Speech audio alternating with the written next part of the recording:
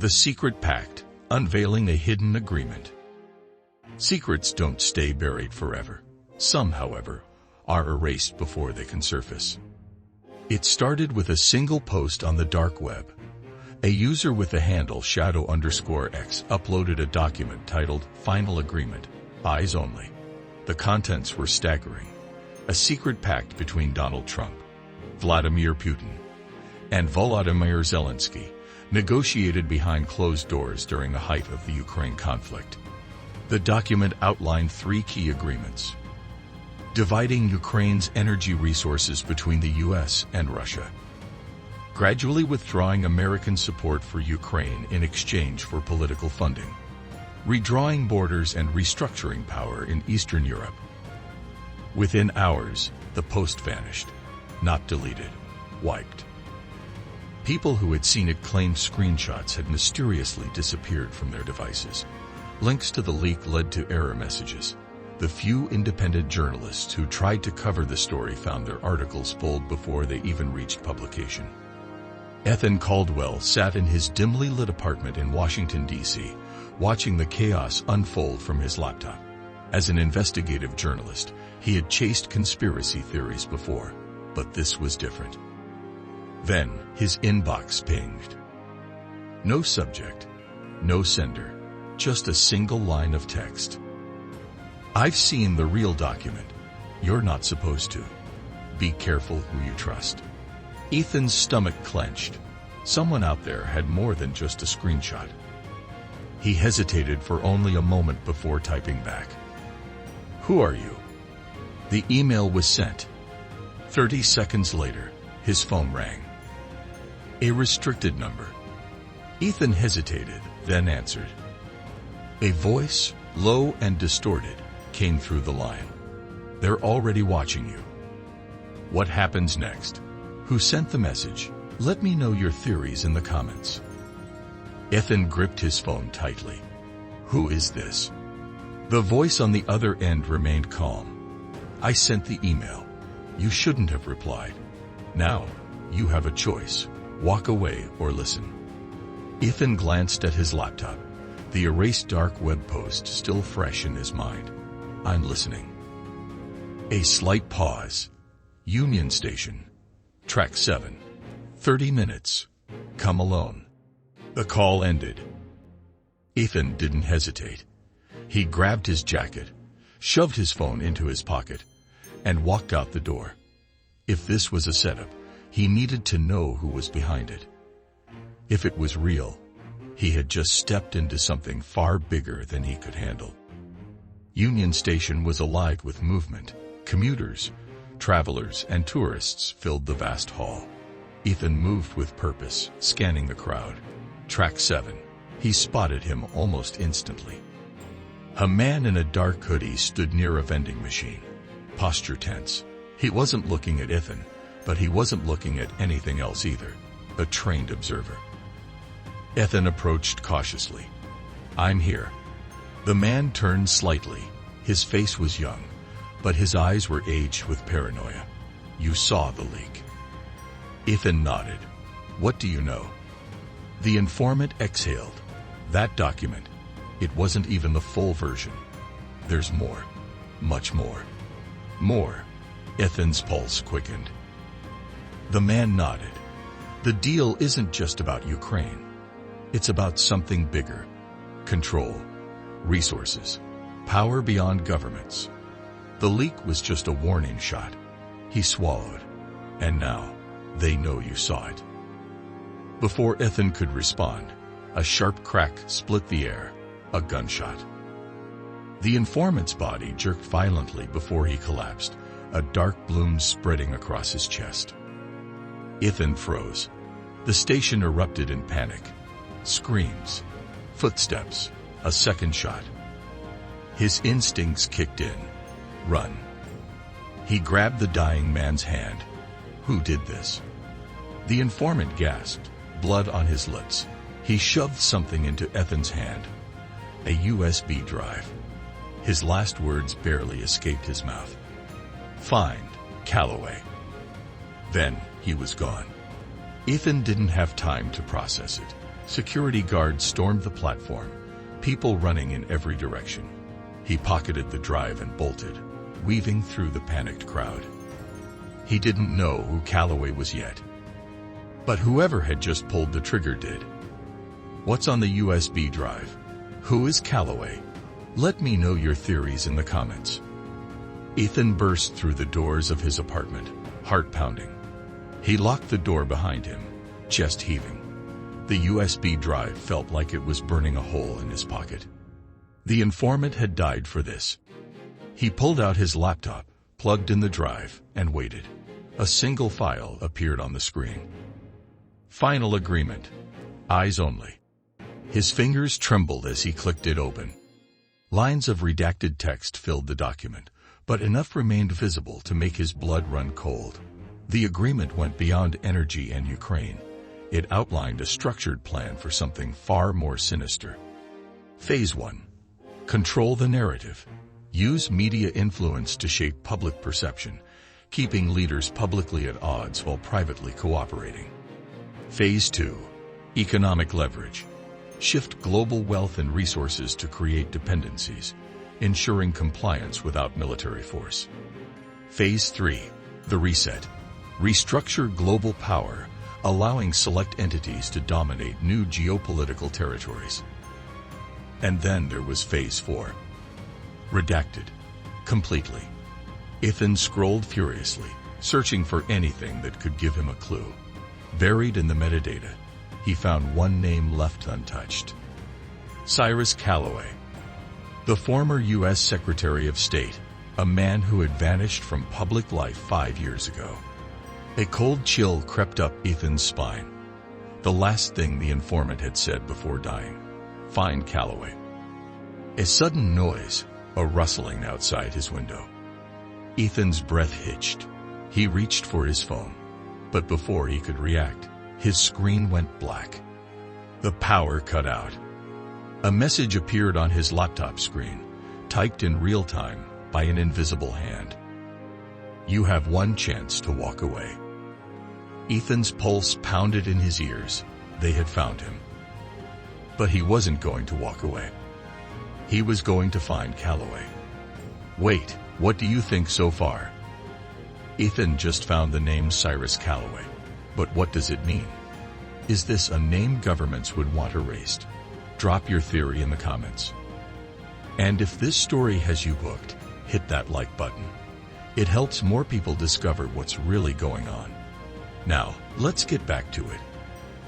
Ethan grabbed his bag and the USB drive, his mind racing. They had found him. He had minutes, maybe seconds, before they came through the door. No time. He stuffed his laptop into his backpack, threw on a jacket, and bolted for the fire escape. As he climbed out onto the metal grating, his apartment door burst open. Black-clad figures rushed in. Too late.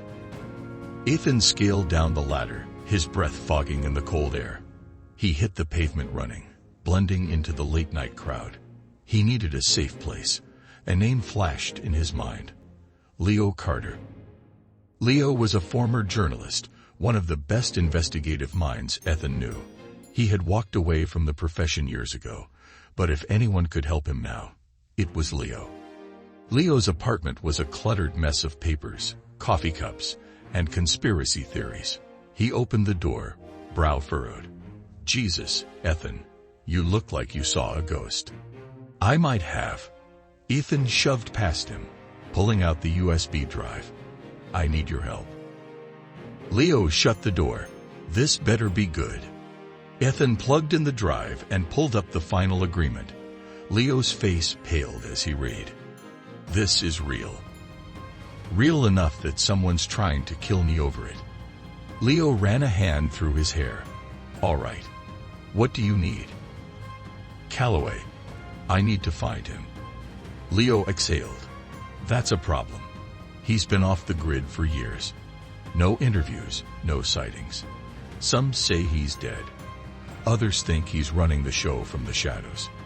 Ethan tapped the screen. This document says otherwise. Leo stared at the file. If Calloway is involved in this, You're not just exposing a cover-up. You're going after the people who actually run the world.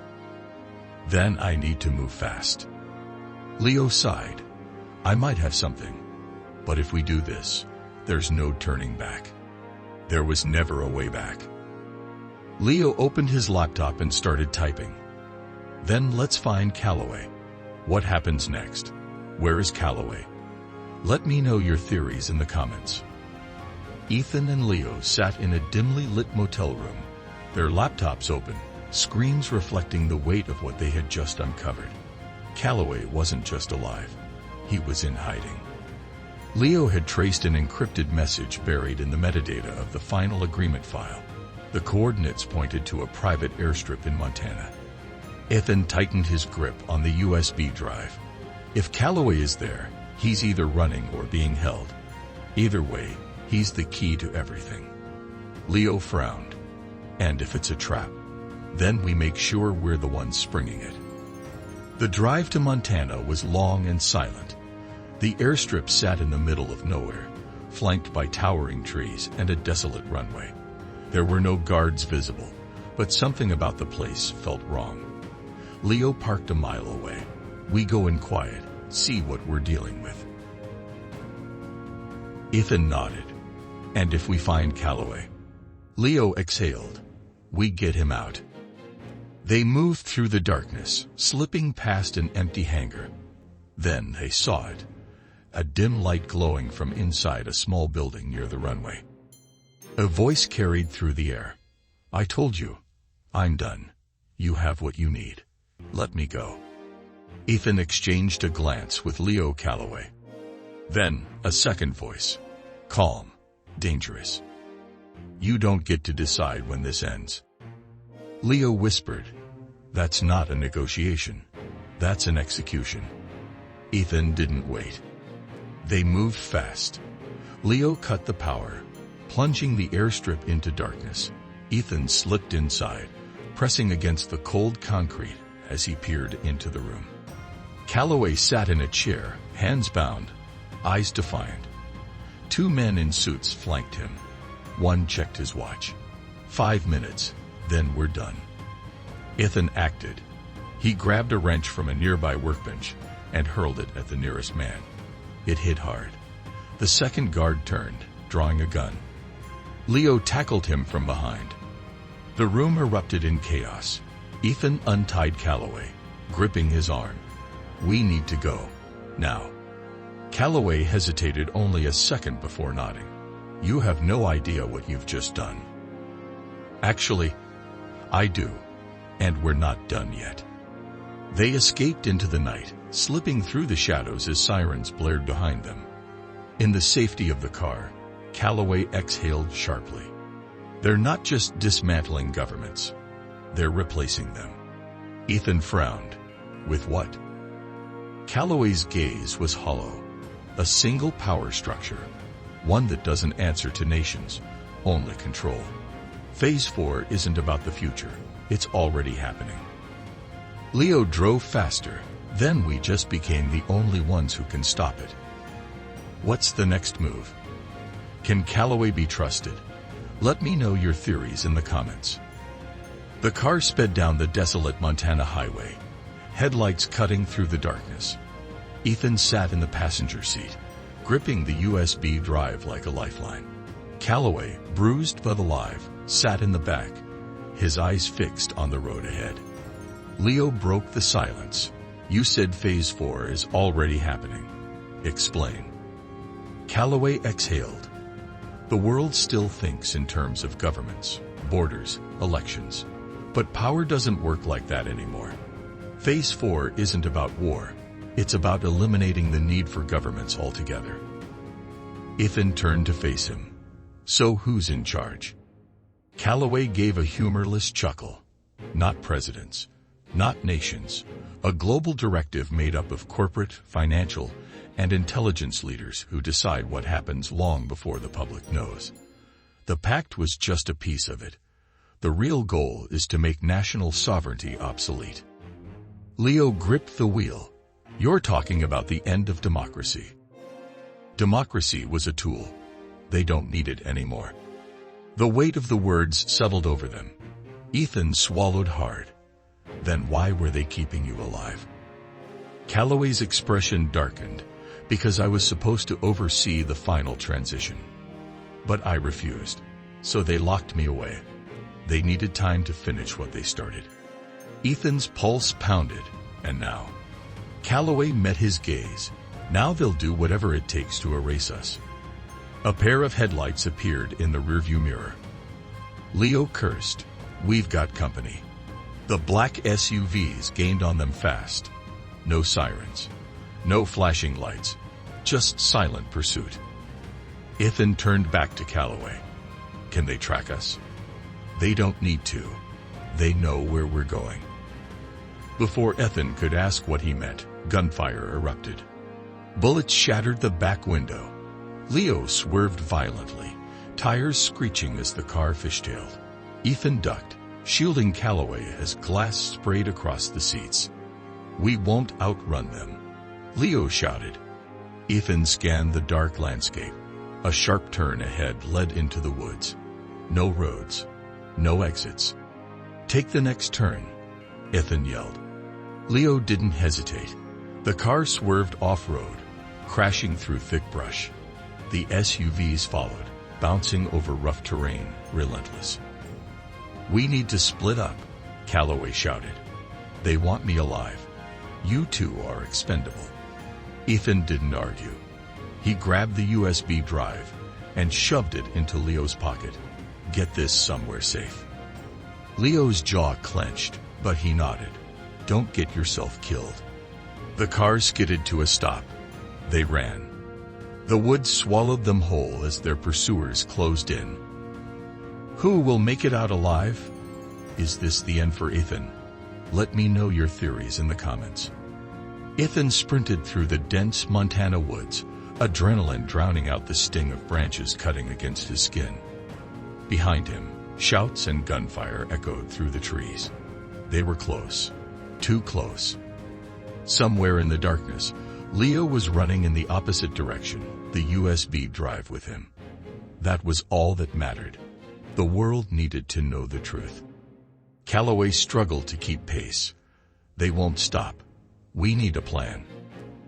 Ethan skidded to a halt behind a fallen log. Then give me something. You worked with them. How do we beat them? Calloway's breath was ragged. The only way to stop Phase 4 is to expose the people behind it. Not just the files, them. Names, faces, operations. Ethan cursed under his breath. We barely got out alive. How the hell do we do that? Calloway pulled a small burner phone from his jacket. I have a dead man switch. If I don't disable it within the next hour, it releases everything I've collected. Communications, meetings, financial transactions. Enough proof to bring them down. Ethan's stomach tightened. Then why the hell didn't you trigger it already?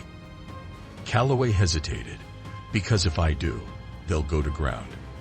They'll erase themselves before the world can react. We have one shot to do this right. Ethan processed that quickly. So we need to survive long enough to make sure people see it before they disappear. Calloway nodded grimly. Exactly. Gunfire ripped through the trees, closer this time.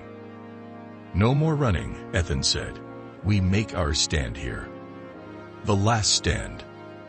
Ethan and Calloway ducked behind a large boulder as the first gunman emerged from the trees.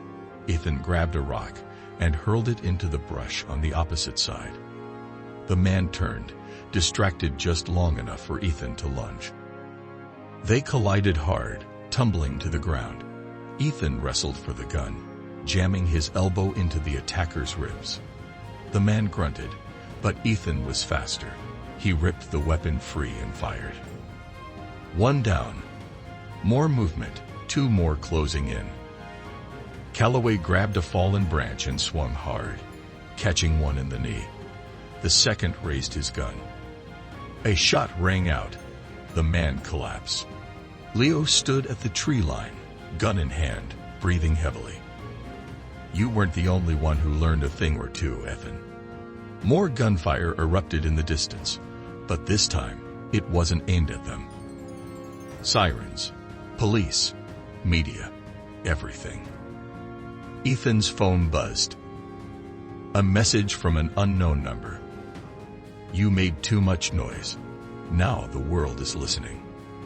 Calloway looked at the phone, then at Ethan. It's time. With a single press of a button, Calloway triggered the dead man switch.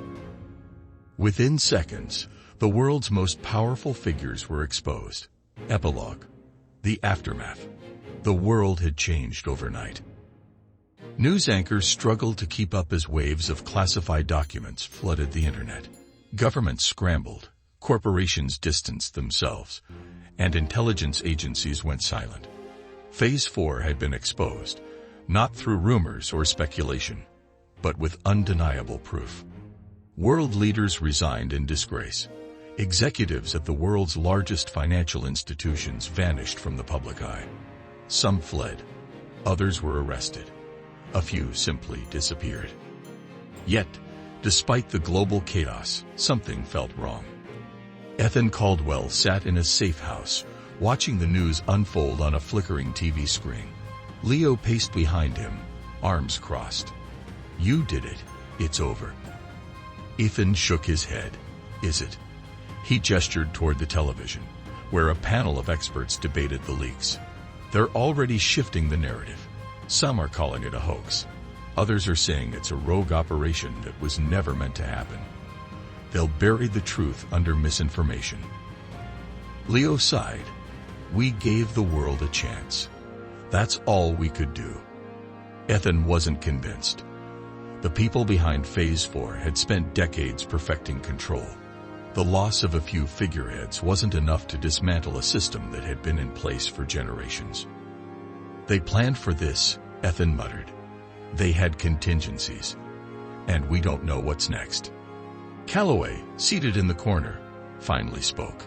His voice was hoarse, but the weight of his words silenced the room. You're right. This was just a skirmish.